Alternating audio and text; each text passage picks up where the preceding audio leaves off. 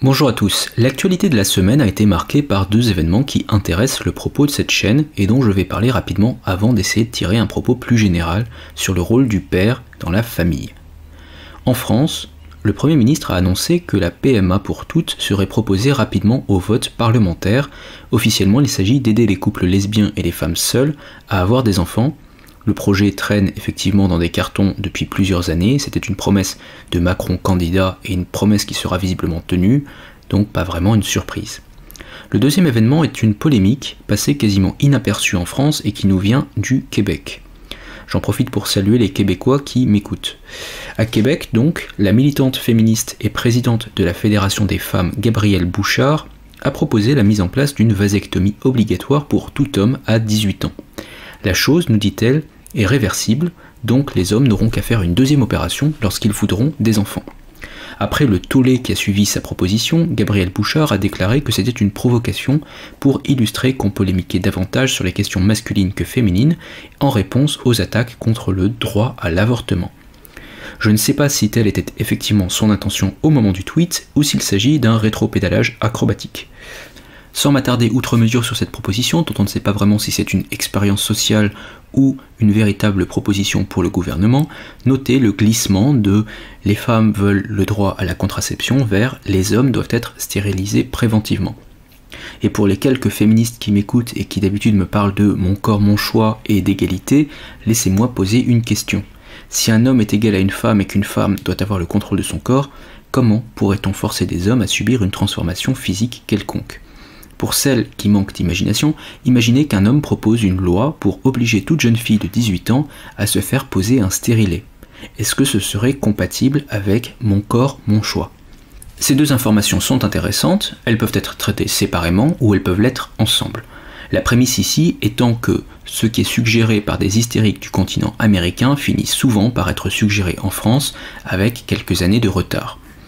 Lorsqu'on les prend ensemble, ces deux éléments signifient tout simplement qu'on travaille à la fin du rôle reproductif de l'homme. Pour le dire vite, à la fin du père.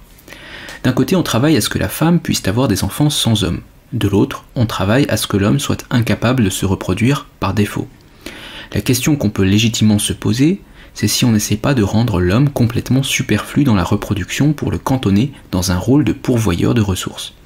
Ne sommes-nous pas en train de faire des petits pas dans la direction d'une société à deux vitesses, avec un groupe de femmes qui a tous les droits et qui peut contrôler intégralement le politique et le reproductif, et de l'autre des hommes qui sont utilisés pour leur capacité à produire des ressources financières.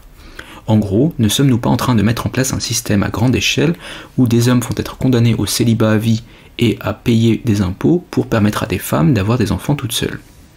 Système contre lequel, je pense, on peut dresser plusieurs objections. Premièrement, c'est un système sous-optimal du point de vue des individus. Le système qu'on nous propose, c'est un système d'individus complètement isolés. Alors, d'un point de vue économique, c'est formidable. On vend tout en double, au minimum. Au lieu de vendre un frigidaire pour la famille, on en vend un pour le monsieur et un pour madame. Ces gens étant seuls, ils vont probablement surconsommer par rapport à leurs besoins réels. Bref, le système économique est content. Sauf que les individus, eux, ne le sont pas forcément. A priori, chacun préférait avoir une famille plutôt que de manger des nouilles instantanées devant la télé tous les soirs. Il y a des gens qui sont authentiquement dans une recherche de solitude et d'isolement, mais je ne suis pas certain que ce soit le cas de tout le monde, et la solitude forcée, vous le savez probablement comme moi, peut avoir des conséquences psychologiques. Deuxièmement, c'est un système qui sacrifie le long terme au court terme. À court terme, c'est formidable d'avoir des gens qui consomment et qui ont des libertés. Mais j'aimerais qu'on parle quelques minutes des conséquences à long terme de la chose.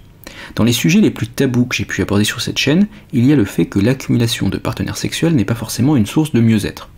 Et je crois que je vais aborder un autre sujet absolument tabou, le mythe de la maman solo. Mais non, c'est pas tabou, c'est pas tabou. Alors, la maman solo, c'est cette mère célibataire, forte et indépendante, qui n'a pas besoin d'un père pour élever ses enfants. Que ce soit clair, je suis conscient que certaines femmes n'ont pas le choix.